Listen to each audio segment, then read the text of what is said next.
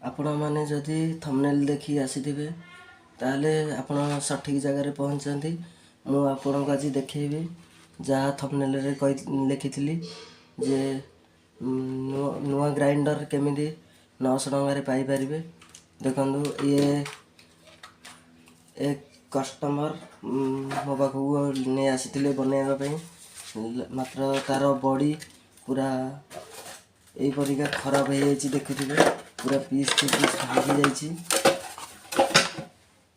Customer जन कहबार उद्देश्य कि जे मत नुआ ग्राइंडर परिका देखा जावा दरकार। तो ताल मुझे से कस्टमर कहवा अनुसार आपण को वीडियो देखेबी। देखु ये पुराना कवर को मुझे काढ़ी देछि तार मशीन टी पूरा खराब हो तेणुक मशीन टी चेंज करवा मात्र 1000 टंकार पूरा कंप्लीट।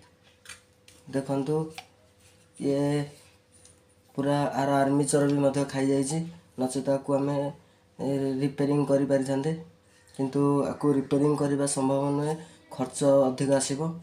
तेणु मुझे आपको केमी नुआ ग्राइंडर पाइबे देखी। तो चलो वीडियो को शुरू करवा। देखु मु मोटर टी को 700 टंकार आनी पूरा नुआ मोटर हेवी तार कभर देखुवे किसी एमती लिखाई 750 वाट 1280 टंका लिखाई मात्र मुझे लो प्राइस रे किଣିकी आनी। देखु ए मोटरटी आर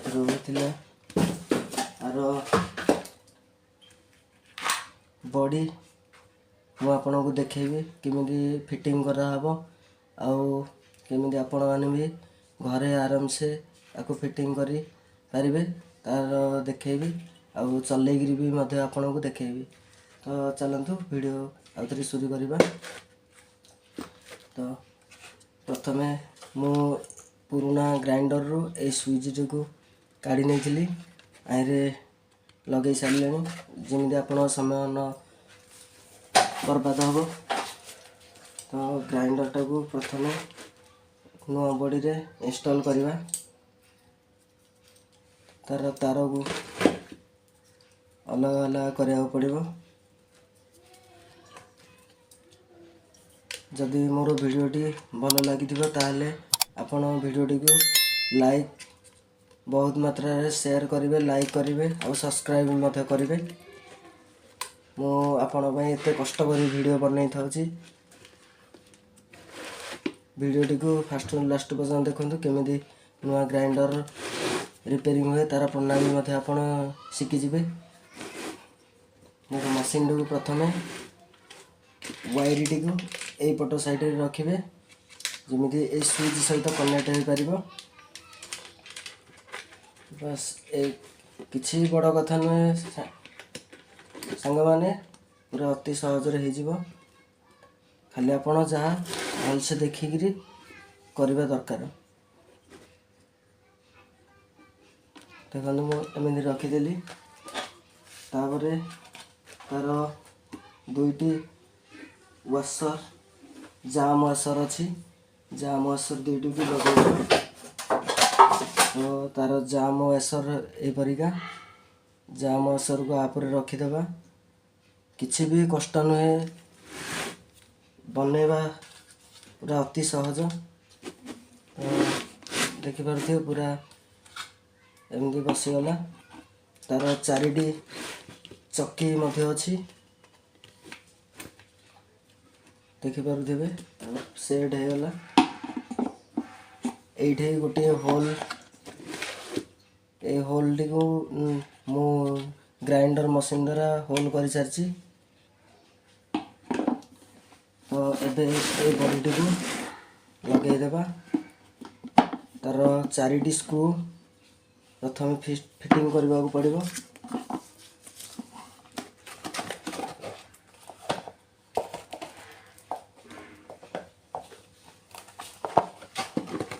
वीडियो को जमार स्किप करंतु नहीं नचेत बुझीपारे ना।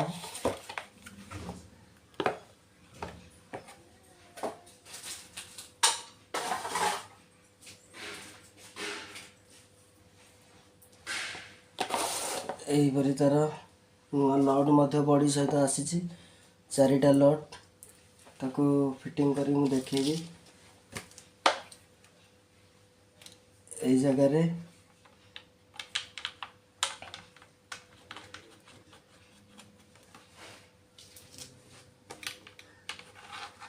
आराम से लगे 4टा लट।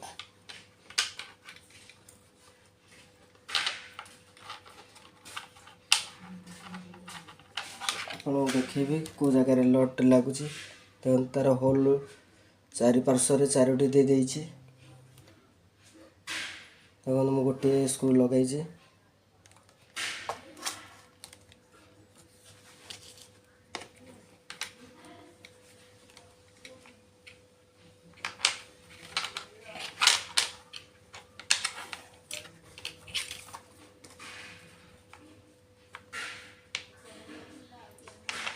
मात्र 10 मिनिट रे ग्राइंडर हो पूरा तैयार।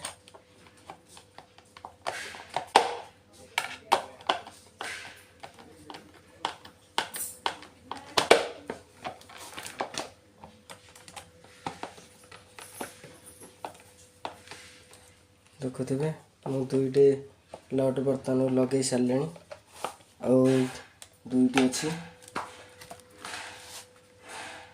तो मुझे 4टी जा स्क्रू भिड़ी कंप्लीट करी देखिपे तार 4टी जाक स्क्रू मु बर्तमान को लगे देछि। पूरा भल से टाइट करेंगे।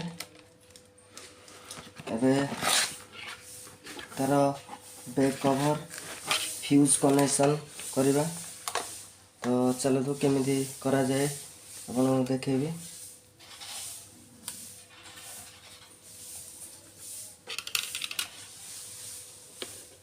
को करने को प्रथम 2 नंबर रे येलो को लगेबे। येलो तार टी लगेदेवे। ये लिखाई देखिपे नंबर 2 नंबर 3 नंबर 1 नंबर 1 रे रेटेड की लगेबे।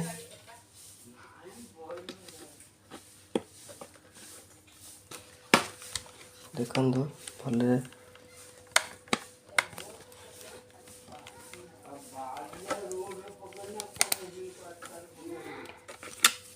नंबर 3 रे ए ग्रीन तारटी को लगे देबे।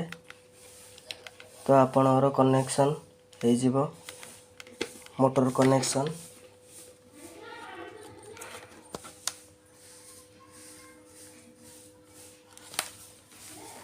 वर्तमान ए मोटर कनेक्शन हो जाइए।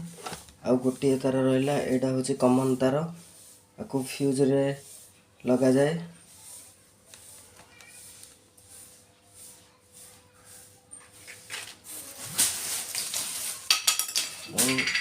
ये हूँ तार कॉर्ड वायर देखिपे। कॉर्ड वायर की बर्तमान को लगेबी।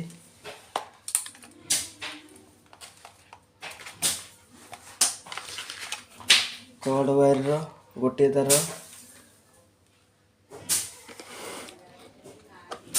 फेस रे देबे। ये देखिए मझे फेस वायर पिन अच्छी फेस पिन रे लगे देबे।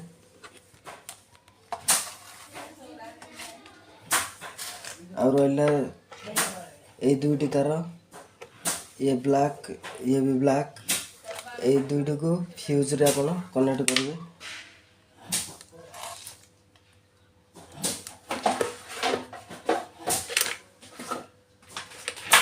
देखिपे मु से पुराना ग्राइंडर रो फ्यूज टी काढ़ी अहिरे लगे देछि। अच्छे भल कर फिटिंग कर देखु।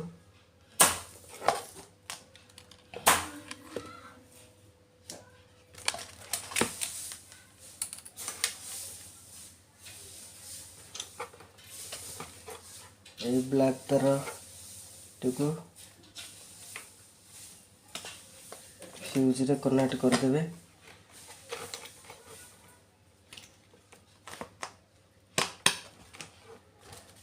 देखंतु पूरा फ्यूज रे कनेक्ट हो गला।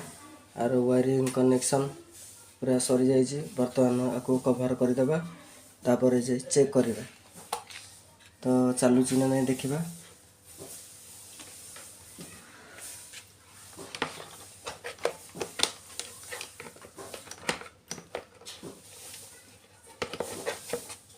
तो देखिपे केते सरल भाव में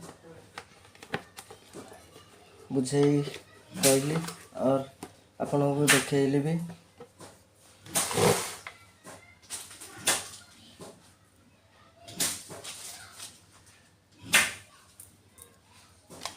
देखिपे मो हाथ में ये 5टी स्क्रू अच्छी।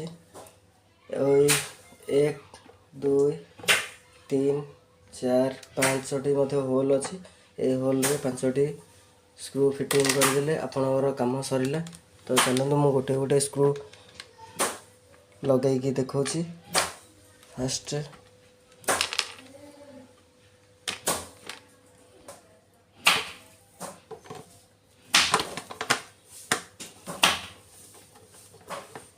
तो अबे 5टी जाक स्क्रू संपूर्ण भाव टाइट हो जाइए। एबे देखुथिबे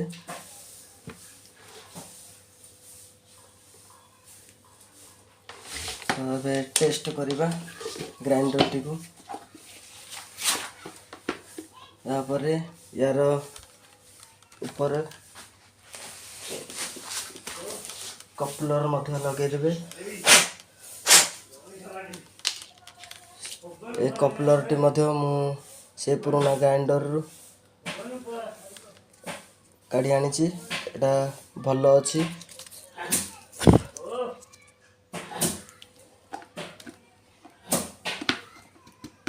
तो देखिए लगे सारे टे सफा भी करदेबा। एबे देखिबा बोर्ड रे चालू करी। वर्तमान देखंतु चालू करी देखेबी आपन को।